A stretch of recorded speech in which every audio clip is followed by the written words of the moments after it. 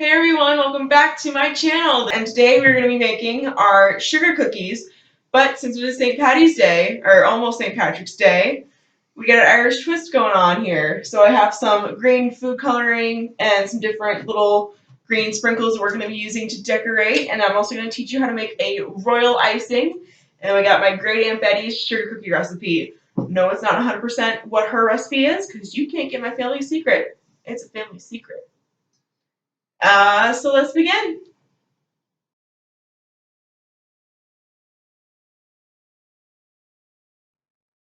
So to start, in this mixing bowl, we have our 2 cups of sugar and 1 cup of lard. You could use shortening as well. I just have lard on hand right now. We also have 4.5 cups of flour, 2 teaspoons of baking powder, and then a pinch of salt. We have a splash of milk and a dash of vanilla. That's our family secret. I have the actual what they're actually measured out to be on my list right here, but you can't know that. It's family secret stuff.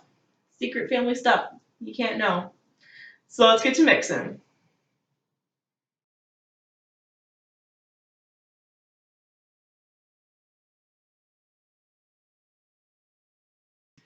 And so you're going to mix your lard and sugar until it's about this consistency. It's a little chunkier. Everything's all mixed together. And now we're going to add our milk and vanilla in here, and we're going to mix it up until that's all combined as well. All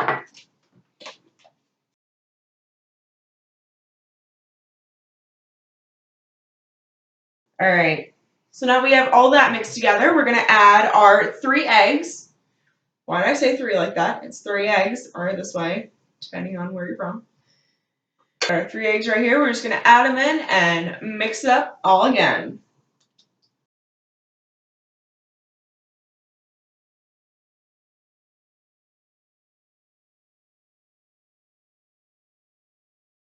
All right, now we got that all mixed together. Got a nice yellow consistency going. We can add our flour and the rest of our dry ingredients.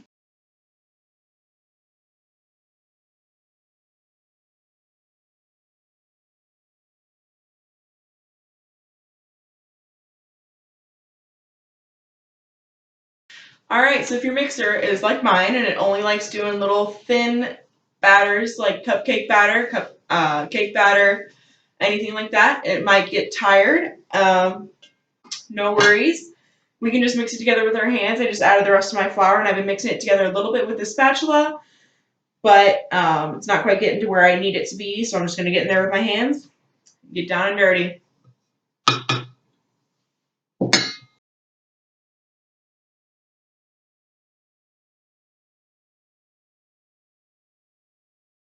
Now that you have a nice sugar cookie hand, you might want to scrape it off because you're going to want those for actual sugar cookies. And then I'm going to go wash my hands, and I'll see you in a minute. All right, now that we got our dough all ready, you're going to take some flour, just sprinkle it on. Go really light with the flour. You're not going to want a ton on the bottom of your cookie because it is going to dry it out. You're going to want to flour your hands a little bit. You can just grab some flour, roll it around, just so it doesn't stick to your hands. This is the part where we don't want it to stick to our hands. So you're going to take that, you're just going to get your hands all nice and floured. And before you do this, I'm sorry I forgot, you're going to need your parchment lined baking sheets. And then whatever kind of cookie cutters you want to do. I have 3 different size shamrocks. Thought those were cute to do. And then I also have my sprinkles and stuff for later. So I'm just going to clear off my workstation. And we're going to start cutting them out. So you're going to take a handful of your dough. Make it a nice little ball. I like to flatten it out as well into a little pancake. About the size of my hand, I'm going to place it down. Take just the tiniest amount of flour and put it on top so it doesn't stick to your rolling pin. I'm going to flour my rolling pin a little bit. I just like to go good on the flour because I don't like to waste anything. It'll help whenever you're trying to roll it out so it won't stick. So you're just going to roll it out nice and thin. And if it starts sticking like this, you can take this little piece off, throw it back in your bowl.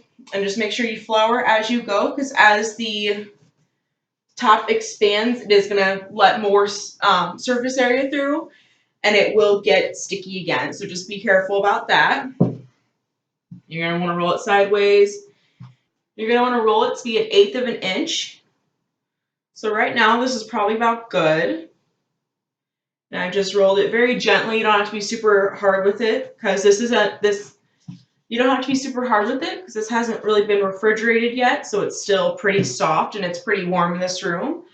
So I'm going to start with my big ones, and I'm just going to take a cutout,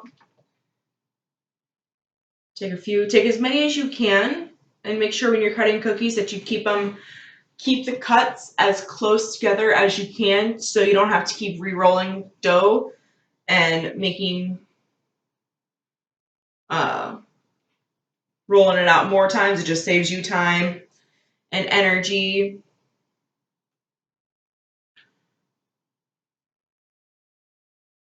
So I'm just going to cut out as many as I can of this big one, and then I'm going to go down. See, since I can't make any more of the big one, you can't see, but I can't make any more of the big one right now, so I'm going to take my medium one and see if I can anywhere put it to where I can. There's a cut right there, and then the small one's just going to go wherever they weren't. Oh, that one popped out already.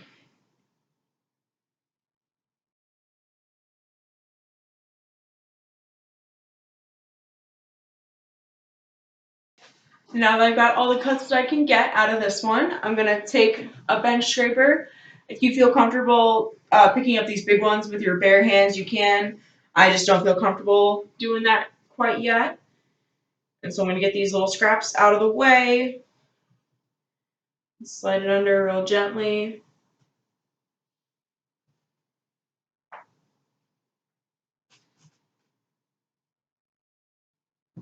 And put it on my cookie sheet.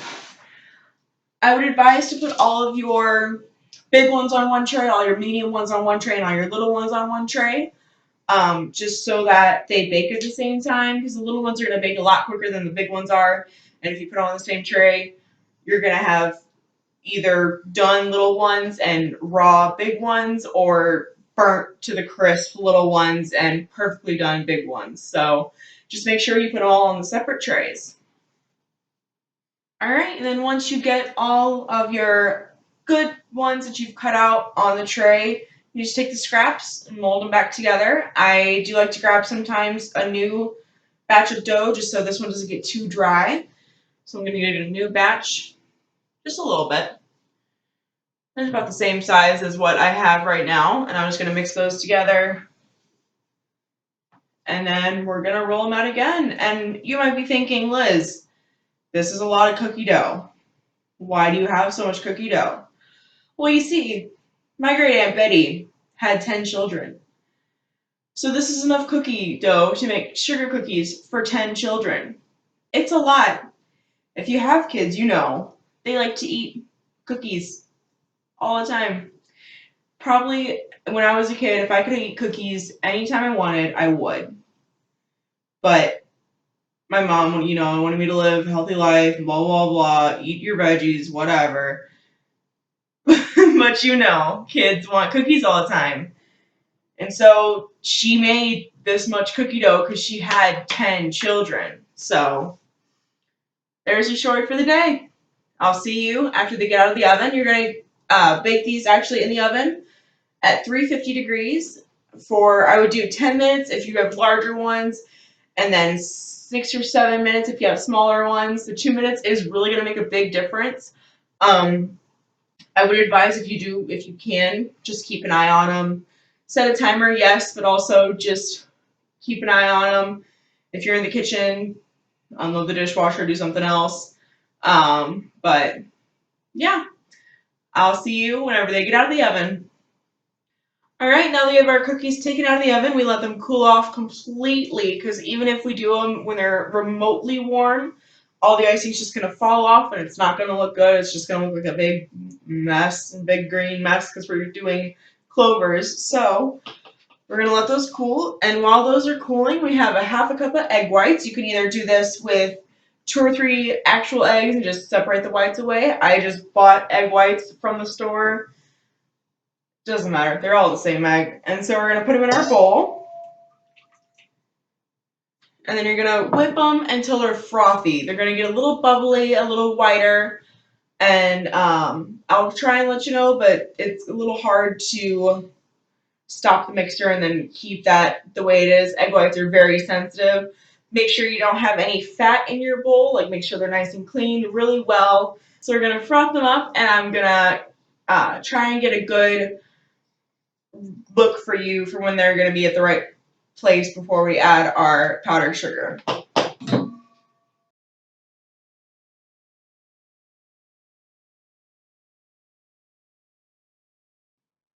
right. All right. Once they start looking kind of like that, they're nice and fluffy, frothy, kind of like the top of if you would have a root beer or a beer even, have a little bit of head on it, a little extra foam at the top. That's what we're looking for. And then you're going to take your powdered sugar. I have a 2-pound bag right here. You are probably going to use most of the bag. You're going to take it, and as you're mixing it, you're going to sprinkle it in.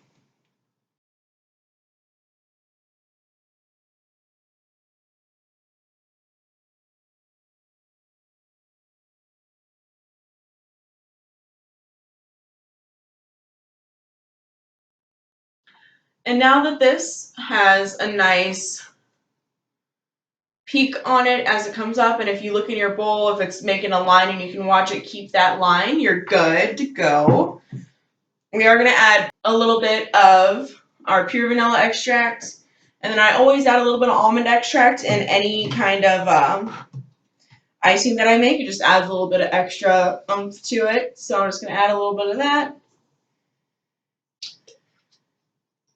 And then a little bit of vanilla, and then we can get to decorating. And now we've added both of those extracts, we're going to add some of our green, because these are clovers. After all, we're just going to add a couple drops. This is gel food coloring, so it will be very nice and get it, keep the consistency of your icing. The hand is back. He's taking my stuff again. I don't know how to feel about it.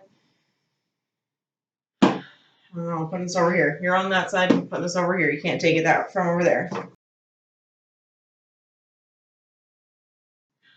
All right, now that we have that leafy green going on in our bowl, I'm gonna use a number 3 tip in a small piping bag, a number 3 from Wilton tip in a small piping bag, and we're going to start decorating. And the hand is gonna give me back my things. There's more, come on. There's a big one, I know there's another one in there. Thank you. All right, so now we have our piping bag. I'm just gonna do a nice close-up and show you how to decorate these. Just gonna gently squeeze. You're gonna make an outline. Don't press your tip to the end. Don't press the end of your tip to the cookie. You're just gonna want to let it float up top because it'll give you a better look at the end. Just gonna slowly go around.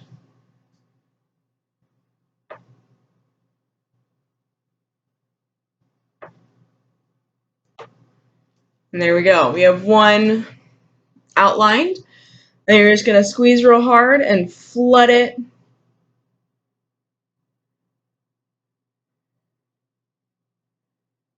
So inside doesn't matter how you do, how much you are accurate. Doesn't matter. Just flood it.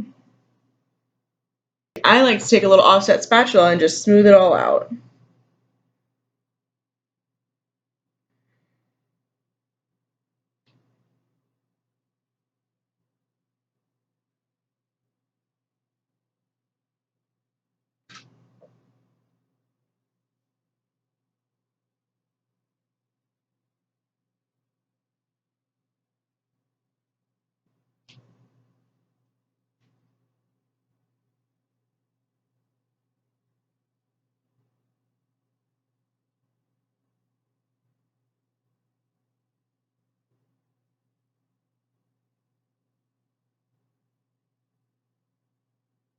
and then I'll get it, and it'll have some little peaks. You just take it, tap it very gently. You can get some of those out, and this will harden very quickly. Keep a little plastic. This will harden very quickly, so keep a little plastic wrap on top of your icing, just so it doesn't harden on the top. And there you have it. It's not the best, I will say. We can add some sprinkles on top if you wanted. Make sure to do it before it hardens though, because it does harden very quickly. And just add a little bit of decoration. If you wanted like all sprinkles, you could just take this and flip it upside down in a tray full of sprinkles. I would take one of your cookie trays and just fill it with sprinkles. But I just want a little bit on here. So I'm just going to sprinkle it on. You are going to get green fingers, depending on what kind of sprinkles you use. You could do this.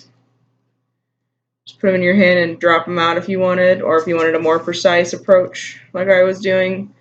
I wouldn't call sprinkling precise. I don't know why I did, but there you have it. Alright, well I'm going to do one of our smaller ones on camera for you in slow and regular motion, and then I'm going to speed through the rest of these, and I'll be right back to show you the final product.